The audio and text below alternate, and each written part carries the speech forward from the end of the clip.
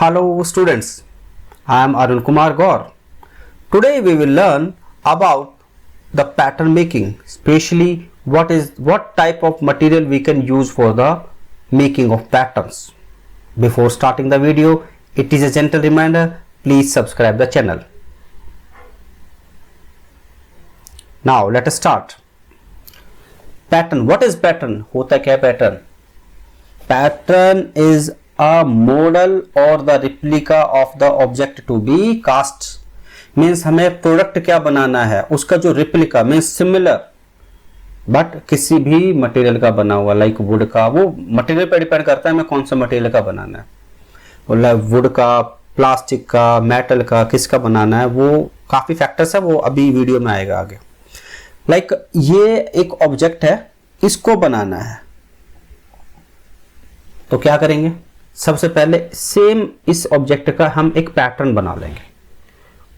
ठीक है, उसके बाद वो पैटर्न को इससे हम कैविटी बनाएंगे और कैविटी के अंदर मेटल या जो भी मटेरियल हमें फिल करना है वो हम उसको फिल करेंगे. फाइनली हमारा प्रोडक्ट जो बन जाएगा.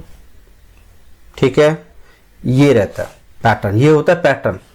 ओके, पैटर्न में एक चीज और होती है कि पैटर्न, जैसे अभी मैंने बताया कि जो ऑब्जेक्ट है इस ऑब्जेक्ट का बनाना है, मान लो पैटर्न, तो क्या रहेगा, सेम बिल्कुल एज इट इज साइज होगा? नहीं, एज इट इज साइज नहीं हो सकता पैटर्न का, थोड़ा सा वेरिएशन होगा. वेरिएशन क्यों होगा?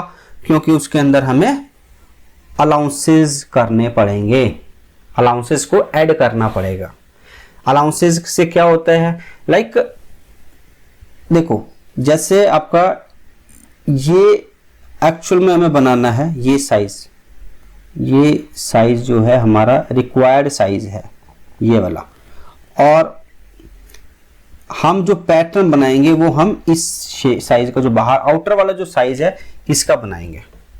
ठीक है, और इसमें क्यों करते हैं ऐसा? क्योंकि जैसे ही मेटल श्रिंक हो, मतलब उसमें सॉलिड फॉर्म में आता है, जैसे मेटल मोल्टन स्टेट में होता है मेटल, फिर वो सॉलिड में होगा. जब सॉलिड होता है तो थोड़ा सा श्रिंकेज उसमें आ जाता है, थोड़ा सा कम हो जाएगा साइज में, तो पहले से हम उसको थोड़ा सा बड़ा कर लेंगे. और नेक्स्ट देखिए, एक और अलाउंस होता है, बहुत सारे अलाउंसेज हैं, वो अलाउंसेज वाला है जो वीडियो में एक और बना दूंगा, और उसमें आप नेक्स्ट मतलब आगे वीडियो आएगा इसी चैनल पे, उसमें अलाउंसेज वाला देख लेना. अभी देखो, एक और अलाउंस है, इसको बोलते हैं ड्राफ्ट अलाउंस. जैसे ये है, ये वाली शेप है, हमने पैटर्न को ये वाली शेप में बनाना है. क्यों बनाना है? टेपर शेप में बनाना है. टेपर शेप में क्यों बनाना है? मान लो ये फ्लैट शेप में होता है, ऐसे बिल्कुल फ्लैट होता.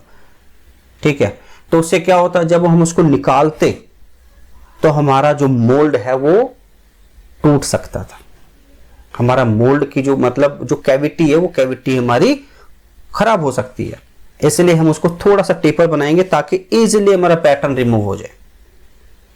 ठीक है, तो ये पैटर्न जब हम काफी सारे अलाउंसेस को मतलब उस पर अप्लाई करते हैं, उसके बाद हमारा पैटर्न का एक साइज आता है.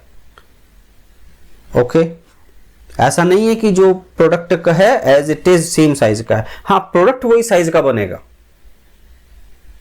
अलाउंसेस से ऐसा नहीं है कि प्रोडक्ट का साइज कुछ डिफरेंट आ जाएगा, नहीं, प्रोडक्ट उसी साइज का बनेगा जिसका हमने पैटर्न मतलब जो हमें बनाना है. बट अलाउंसेस से क्या है कि वो जो उसमें जो चेंजेस होने हैं, ठीक, वो ड्यूरिंग द प्रोसेस, वो पहले से ही हम उसको काउंट कर लेते हैं. ये फर्क है. नेक्स्ट, फंक्शन क्या होता है पैटर्न का? पैटर्न का जो फंक्शन होता है वो होता है make the cavity, mould cavity. Like ये सैंड है, इसमें हमने ये पैटर्न को इसमें मतलब फिक्स किया, तो इससे ये वाली जो कैविटी है, ये कैविटी इसमें बन गई. पैटर्न को रिमूव किया, कैविटी बन गई. फंक्शन यही है पैटर्न का. नेक्स्ट, एक अच्छा पैटर्न होता है तो उसके क्या बेनिफिट होते हैं? सबसे पहला तो पैटर्न का मैंने बताया कि मोल्ड कैविटी तो है ही है बनाने का. दूसरा क्या होता है, जो कोर्स होते हैं, कुछ कोर्स होते हैं, जो कोर का काम क्या होता है कि मेटल में जैसे कंपोनेंट जो भी हमें प्रोडक्ट बनाना है उसमें होलो पार्ट्स बनाने हैं तो कोर का यूज करते हैं. ठीक है, तो पैटर्न में हम पहले से ही ना कोर्स के लिए एक प्रोविजन रख देते हैं, उनको बोलते हैं core prints. Core prints pattern का ये भी बेनिफिट है, अच्छा पैटर्न है तो उसमें कोर प्रिंट्स का प्रोविजन पहले से ही ऐड कर देंगे। नेक्स्ट, जो पैटर्न अच्छा रहेगा तो जो सरफेस फिनिश है वो अच्छा आएगा, और जो कास्टिंग डिफेक्ट्स होते हैं, कास्टिंग डिफेक्ट्स भी कम आएंगे। कास्टिंग डिफेक्ट्स पर भी एक वीडियो आपको इसी चैनल पे आगे मिल जाएगा, ठीक है। तो कास्टिंग डिफेक्ट्स भी कम आएंगे, अच्छा पैटर्न है तो। नेक्स्ट, ओवरऑल जो कॉस्टिंग होती है प्रोडक्ट की वो भी कम हो जाएगी, जो सबसे इंपॉर्टेंट फैक्टर है कॉस्टिंग। कॉस्टिंग कम होना सबसे जरूरी है। नेक्स्ट टॉपिक इसमें है सिलेक्शन ऑफ मटेरियल, मतलब मटेरियल्स हम कैसे सिलेक्ट करते हैं, कौन कौन से फैक्टर्स होते हैं जिस पर डिपेंड करता है। तो ये वाले फैक्टर्स होते हैं जिन पर मटेरियल का सिलेक्शन डिपेंड करता है। मींस सबसे पहला क्या है कि नंबर ऑफ कास्टिंग कितना प्रोड्यूस करना है, कितने ज़्यादा मतलब कास्टिंग हमें बनानी है, उस पर डिपेंड करता है। और उसके बाद है कि डायमेंशनल एक्यूरेसी कितनी चाहिए, सरफेस फिनिशिंग कितनी चाहिए। उसके बाद मतलब शेप, कितना बड़ा साइज का है, कितना कॉम्प्लेक्स शेप है। फिर मोल्डिंग मटेरियल हमारे पास कौन सा अवेलेबल है जो हम यूज़ करेंगे। अच्छा, उसके बाद हमें आगे ऑर्डर मिलने का भी चांस है कि नहीं है। मान लो पहले से हमें पता है कि आगे ऑर्डर मिलेगा तो हम अच्छा पैटर्न पहले से बना लेंगे। Nature of moulding process, means moulding process हम कौन सा यूज करेंगे। तो ये कुछ फैक्टर्स ऐसे होते हैं जब भी हम कोई पैटर्न बना रहे हैं तो उसमें हमें पहले से ही ध्यान रखने चाहिए, उनको पहले से ही कंसीडर करके रखना चाहिए। और जो मटेरियल जो हम सेलेक्ट करते हैं पैटर्न के लिए उसमें कुछ प्रॉपर्टीज होनी चाहिए। प्रॉपर्टीज कौन सी? सबसे पहली प्रॉपर्टी तो जो जरूरी है ये कि इजीली वर्क, मींस उसको कोई भी हमने शेप देनी है वो इजीली उसको हम बना सके। सबसे पहले तो पैटर्न बनाना ही मतलब एक ऐसी चीज है कि इजीली नहीं बनेगा तो वो उसमें जो कॉम्प्लेक्स शेप्स हैं वो बन ही नहीं पाएंगे, तो इजीली बनना चाहिए। नेक्स्ट इज लाइट वेट होना चाहिए, हैवी नहीं होना चाहिए। हैवी होगा तो हमारा मोल्ड कैविटी खराब हो सकता है निकालते टाइम, पैटर्न को जब हम विड्रॉ करते हैं तो तब उसमें प्रॉब्लम आएगी। स्ट्रॉन्ग और ड्यूरेबल होना चाहिए, लॉन्ग लाइफ होना चाहिए।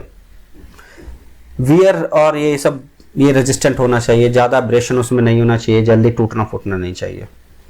कॉर्जन रेजिस्टेंट नहीं होना, मतलब कॉर्जन रेजिस्टेंट होना चाहिए, और केमिकल रिएक्शंस भी उस पर नहीं होनी चाहिए। जितना केमिकल रिएक्शंस कम होंगी उतना ही अच्छा है। और टेम्परेचर एंड ह्यूमिडिटी के साथ भी स्टेबल रहना चाहिए, उसका जो साइज है वो ज़्यादा चेंज नहीं होना चाहिए।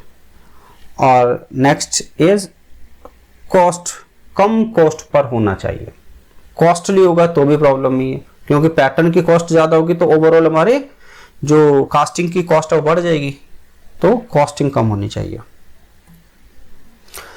पैटर्न के मटेरियल्स कौन कौन से हो सकते हैं जो जनरली यूज होते हैं? ऐसा नहीं यही होता है और भी होता है, बट जनरली जो यूज होते हैं वो है like would, metal, plastic, plaster, wax. अब इनको वन बाय वन अब इनको देखते हैं, इनके एडवांटेजेस क्या है। सबसे पहले हम बात करते हैं वुड पैटर्न की। वुड पैटर्न का क्या फायदा है? इनएक्सपेंसिव है, कॉस्ट ज्यादा नहीं है, अवेलेबिलिटी ज्यादा है, इजी टू फैब्रिकेट है, लाइट इन वेट है, और ब्रेक हो गया मतलब कहीं से टूट गया तो रिपेयर इजीली है, ज्यादा उस पर प्रॉब्लम नहीं है। अच्छा, प्रॉब्लम कहाँ आती है इसमें वुड वाले में? श्रिंकेज और स्वेलिंग का प्रॉब्लम रहता है, ठीक है। थोड़ा सा मॉइस्चर मिला स्वेल हो जाएगा, ठीक है। मॉइस्चर कम हुआ श्रिंक हो जाएगा। पुअर वियर रेजिस्टेंस, टूटता फूटता जल्दी है। और सैंड का भी रिएक्शन उस पर होता है, क्योंकि सैंड में मॉइस्चर तो होगा ही, जो कैविटी हम बनाते हैं सैंड में उसमें मॉइस्चर तो उसमें रहता है ना, तो मॉइस्चर एब्जॉर्ब कर लेता है, और जो सैंड होते हैं वो भी थोड़ा सा पैटर्न पे चिपक जाती है, वो भी एक प्रॉब्लम रहती है। रफ हैंडलिंग पॉसिबल नहीं है। मेनली कहाँ यूज करते हैं इसको? These are use where the number of casting to be produced is small and the pattern size is large, जहां पर कम है ये कास्टिंग कम बनानी है हमें, ज़्यादा मतलब क्वांटिटी ज़्यादा नहीं है और साइज ज़्यादा है, तो हम इसको यूज़ करेंगे। Next is metal patterns. Metal patterns का देखो, do not absorb moisture, moisture तो लेगा नहीं, स्ट्रॉन्गर होता है मेटल है, लाइफ भी ज़्यादा होती है, शेप सेम रखेगा क्योंकि मॉइस्चर वगैरह कुछ नहीं लेगा, और रेजिस्टेंस टू एब्रेशन होता है, स्मूथ सरफेस होती है, मशीनेबिलिटी अच्छी होती है, ज़्यादा प्रॉब्लम नहीं है मशीनेबिलिटी में। प्रॉब्लम कहाँ है? एक्सपेंसिव है, रिपेयर नहीं होगा इजीली, और जो फेरस मेटल्स होते हैं वो रस्टेड, कॉरोजन उसमें आ जाता है, जंग लग जाता है ना, हैवी वेट होता है, प्रॉब्लम यहाँ पर है।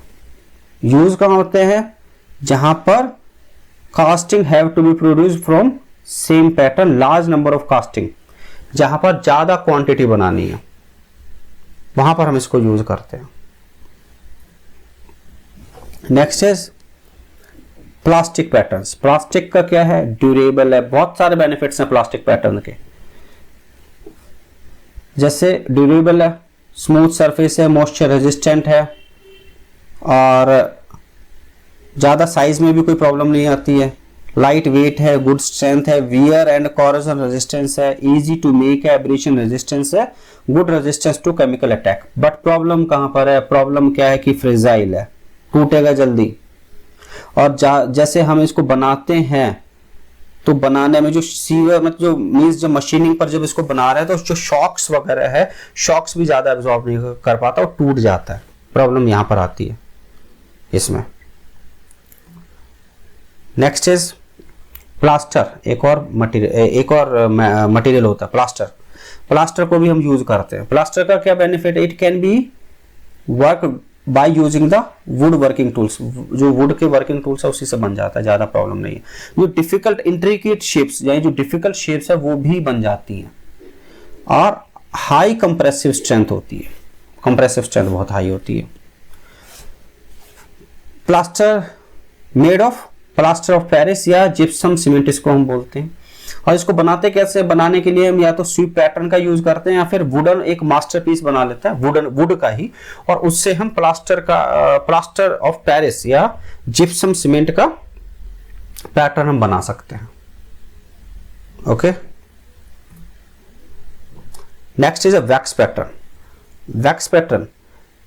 वैक्स पैटर्न का क्या है? सरफेस फिनिश बहुत अच्छा है, हाई डायमेंशनल एक्यूरेसी है, और इसमें एक और फायदा रहता है कि जो मोल्टन मेटल है मीन्स जो उसको ही हम कैविटी से निकाल देते हैं, ये वैक्स को कैविटी से निकाल देते हैं, तो हमारा जो मोल्ड है उसको भी वो डैमेज नहीं होता during the withdrawal of the wax. ठीक है, और इसका ये यूज कहाँ होता है? स्पेशली एक अलग प्रोसेस ही है, इसको बोलते हैं इन्वेस्टमेंट कास्टिंग प्रोसेस। अलग प्रोसेस है इन्वेस्टमेंट कास्टिंग प्रोसेस, उसमें स्पेशली वैक्स यूज होता है, उसका पर भी एक वीडियो बनाऊंगा मैं आगे, इन्वेस्टमेंट कास्टिंग प्रोसेस पर चैनल पे मिल जाएगी। तो ये इसका भी बेनिफिट रहता है वैक्स का भी, क्योंकि इसमें क्या होता है कि पहले वैक्स का पैटर्न बनाते हैं, उसके बाद में सिरेमिक की कोटिंग करते हैं, उसके बाद उसको हीट करते हैं, हीट करने से वैक्स निकल जाएगा, सिरेमिक की कोटिंग बनी, उसमें मोल्टन मेटल को फिल करते हैं, फाइनली सिरेमिक को तोड़ देते हैं, हमारा प्रोडक्ट बन जाता है। ये है, बट डिटेल में आएगा इन्वेस्टमेंट कास्टिंग प्रोसेस में। और इसका जो नोट्स रहेंगे वो डिस्क्रिप्शन में मैं लिंक डाल दूंगा, वहां से आप ले सकते हैं। Thanks for watching the video, thank you.